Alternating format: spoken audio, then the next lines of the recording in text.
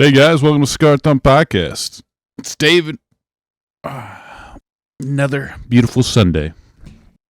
Hey, good morning, X-Runner Silver Bishop. Good to see you guys. Ooh, guess it's afternoon over there. Good to see you. So, let's start off with, let's get right in the topic. I won't waste your time. So, this called Deeper is Cheaper. Like it said, it's about going deeper into games to find really games that are better and games that are cheaper. It's a win-win. So, social media runs off dopamine. It's pretty obvious. But the other thing is, new things and novel things also trigger dopamine. And those two combine incredibly well when it comes to video game social media.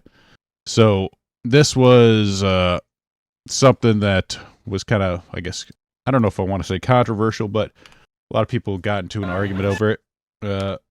So this was, some chick, this is from Craig, posted this, saying there was toxic media and toxic positivity rolled into one.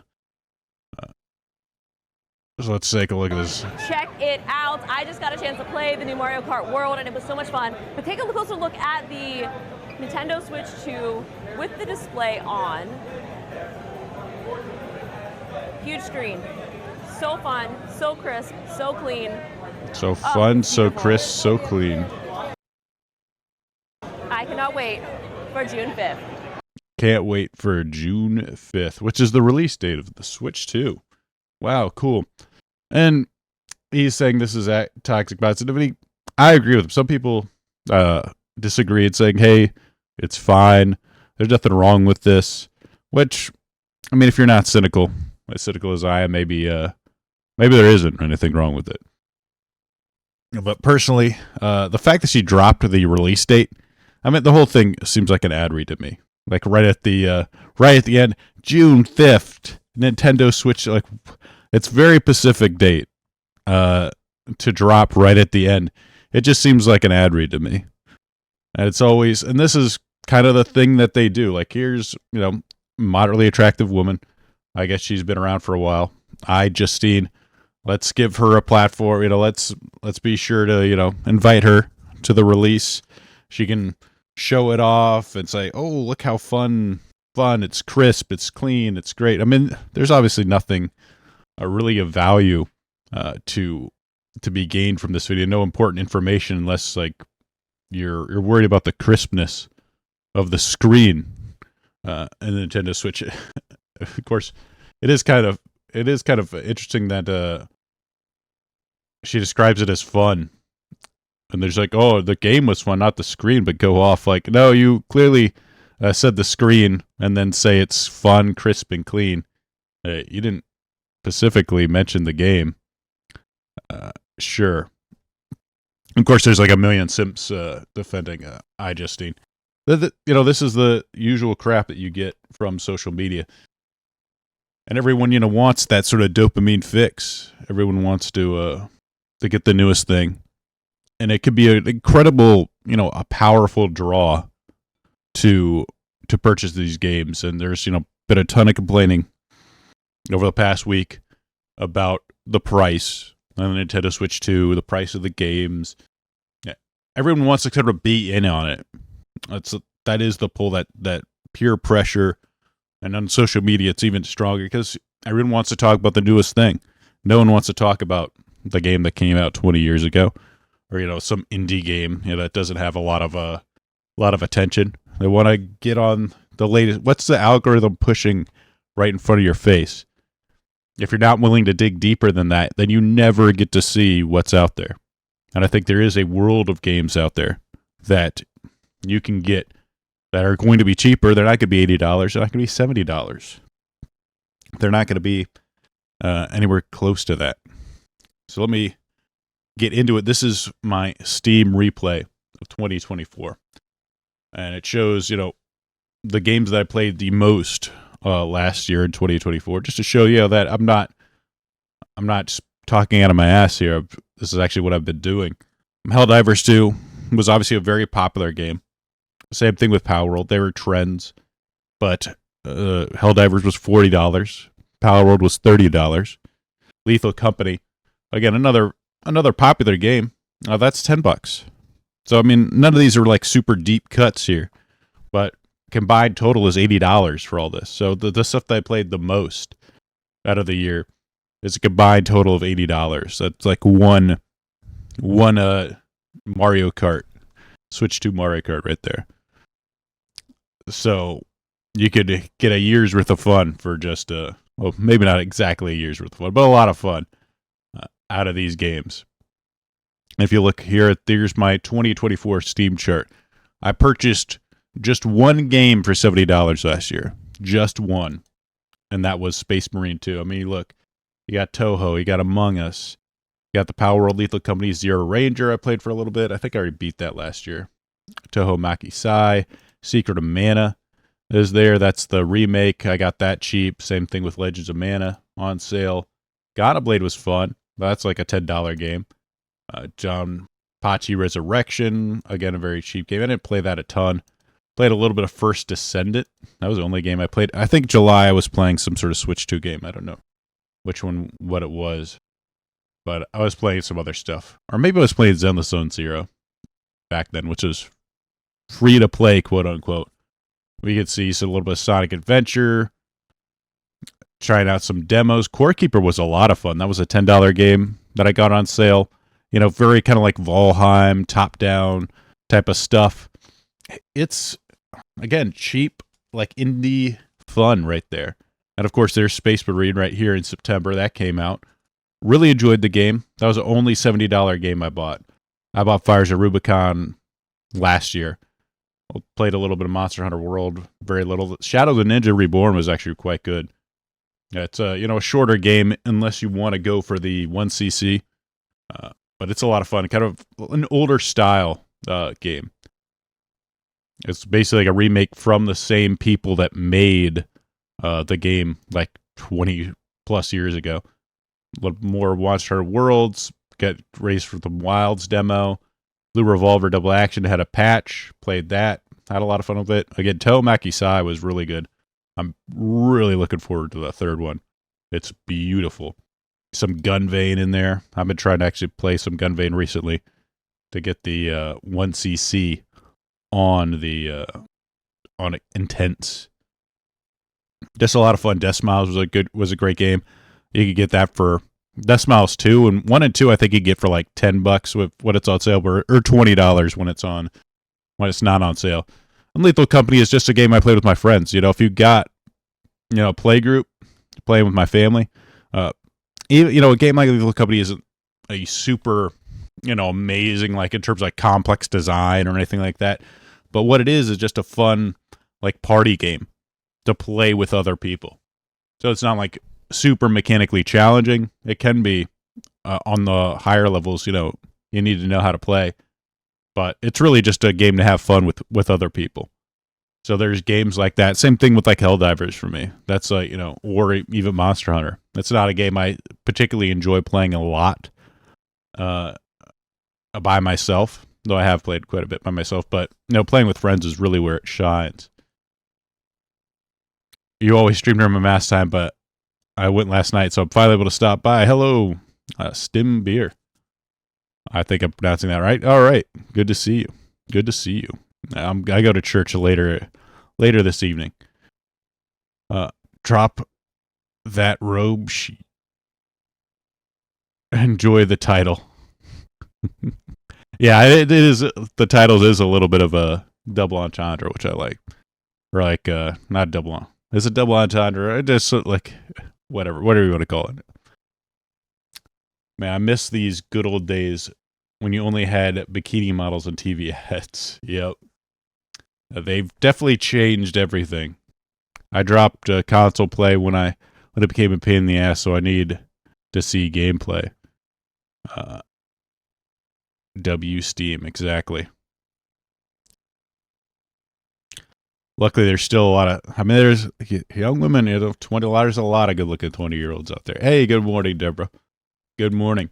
So, like I said, this is just stuff that I've been doing. myself. So it's when I say this is something that I'm living. I'm not just, pulling out of my ass. So let me kind of get into, I'll put a little gameplay footage and get into the other thing. So basically, my strategy, or like I presented a few strategies here that you could go into, have deeper experiences here. So the first one's indie games, which are, modern games that tend to be cheaper. They're still being made right now. They tend to have bolder ideas. That not as much, presentation if you want like super high polygons, lots of, voice acting and, motion, face capture. If you want, celebrity face capture in your video games, you're probably not going to get it in indies. But what you do get is a lot of like great ideas, a lot of like more niche type of gameplay that's challenging, that's not made for mass consumption. So you can have, so if you're like me, a more dedicated video game player, you can get a lot of really good games that challenge you, like On Screen Gunvein here, or the game like this game on screen right now is Star of Providence, which is like roguelike, combining like some like shmup gameplay with exploring like Zelda type of stuff. It was a fun game. I didn't really get super into it because I'm not a huge roguelike fan, but you got really interesting ideas with some cute, if you really like pixel graphics, which I do, the presentation's awesome, and you got some cute chiptune type of what is it, a chiptune sort of a music, that kind of stuff. It's a lot of fun. Just a lot of great stuff. It's modern in a way, but usually like modern takes on stuff like this is sort of like a modern take on Mega Man, which hasn't really been made by Capcom now. They're busy making Monster Hunter and Resident Evils and stuff. A 2D style gameplay just isn't being made anymore, really. If it is, very rarely. So not a lot of Mega Man action happening right now, but you can get something similar in a game like Gravity Circuit, which is on screen right now.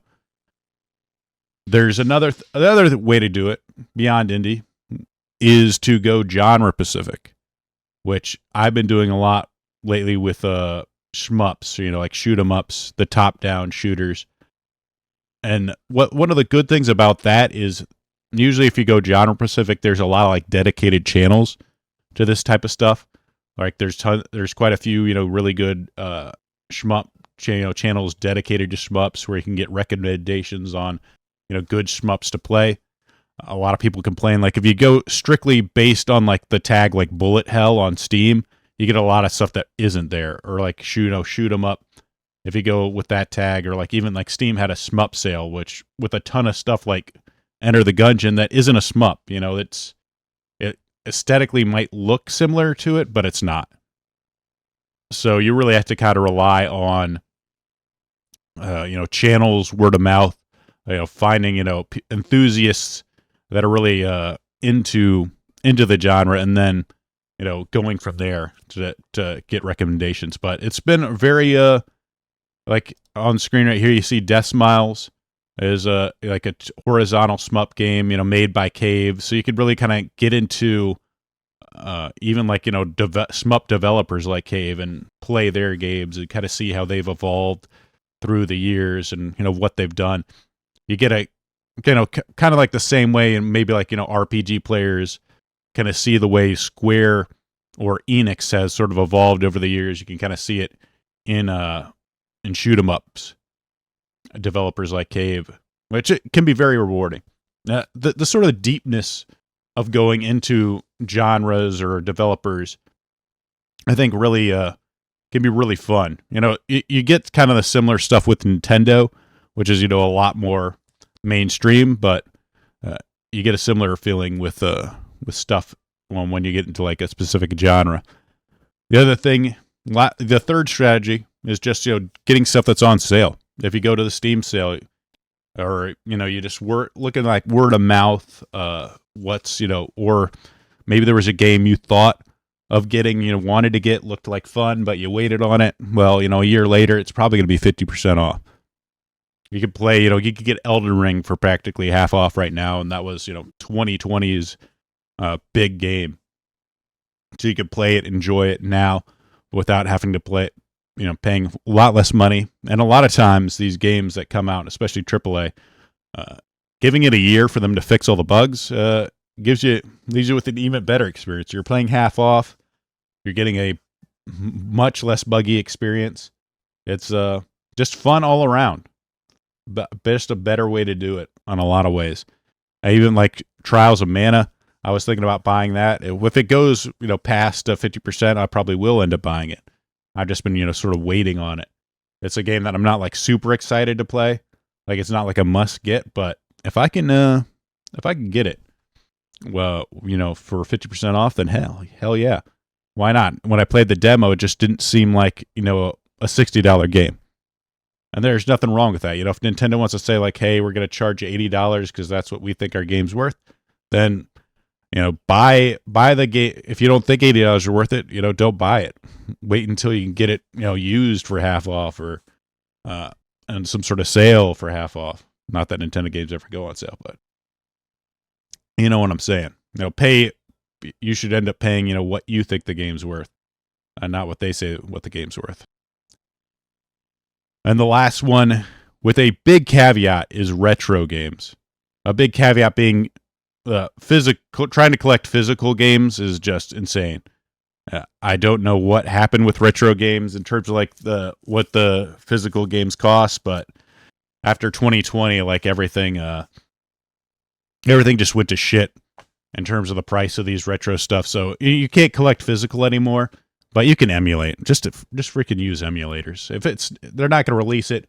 Or, if you have Nintendo Switch Online, you can play a lot of like old Nintendo games, or Game Pass if they have that kind of shit. Some sort of official emulator, you could use that. Or get unofficial emulators. Who cares?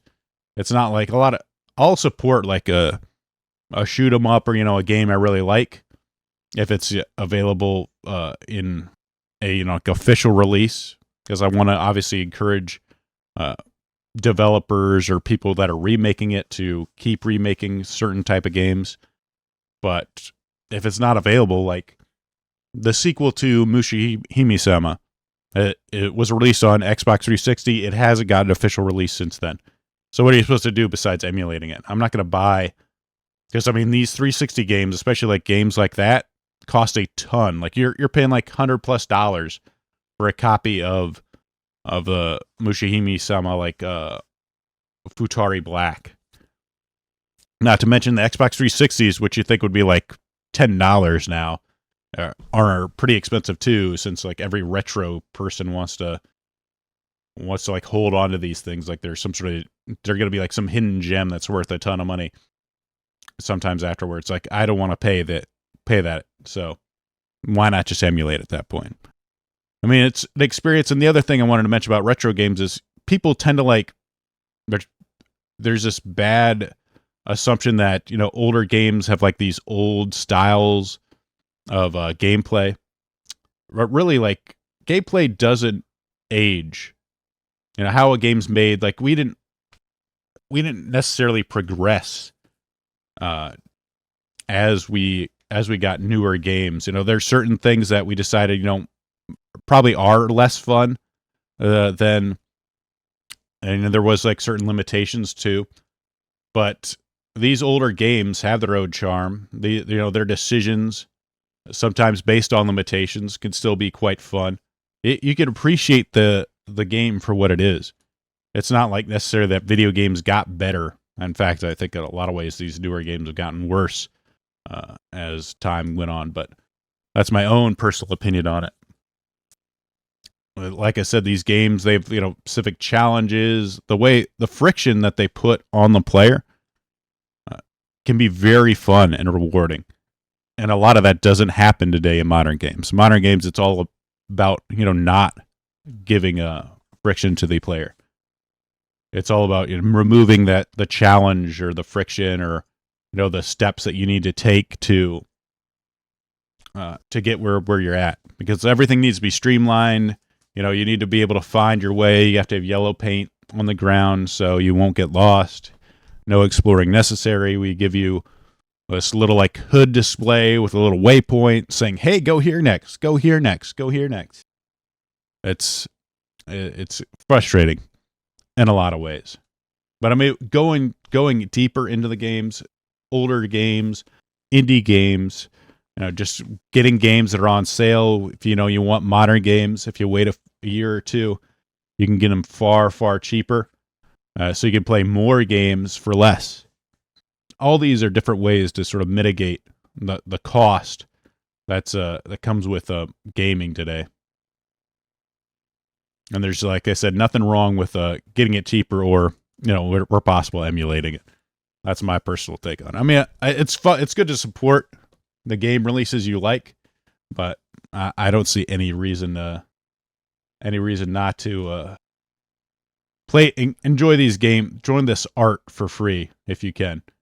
That's the way I see games. I see them as art, first and foremost, and they should be enjoyed by as many people as possible. Well, that's my little rant on video games, on deeper is cheaper. Let's see what the chat's going on. Life is great. Good to see you guys are doing well. Job's great. Good to hear. One thing accepted me for the Switch 2 is legal access to Path of Radiance, which keeps crashing on my emulator. Yep. I mean, I'm going to buy a Switch 2. I know people have been complaining about the price, but for me, it's going to be worth it. I really enjoy the Switch games, so I'll be buying it day one, which is why I can't really complain too much about the price of a Switch 2 in the games. I mean, sure, I would like it to be cheaper, but if I'm just going to take like no actual real action to punish them for charging that price, then I personally don't feel like I have a right to complain about it. Like, I'm just really all my actions are doing is encouraging them to keep this price for it. If I'm just going to buy it for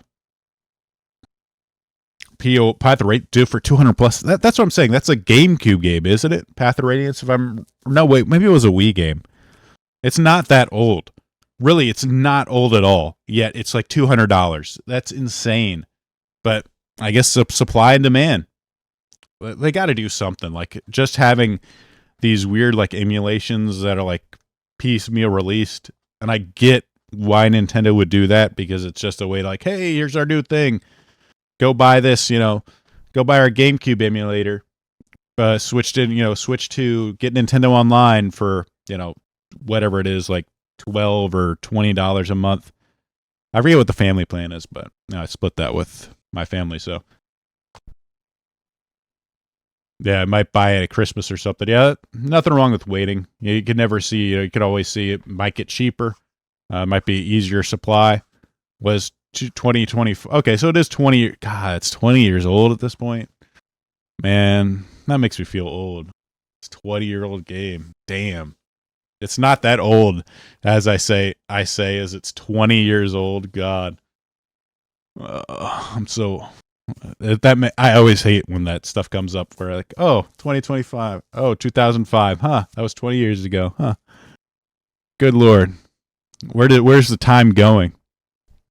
Let's I'll get off that topic before I start going to some like old man sort of like back in my day.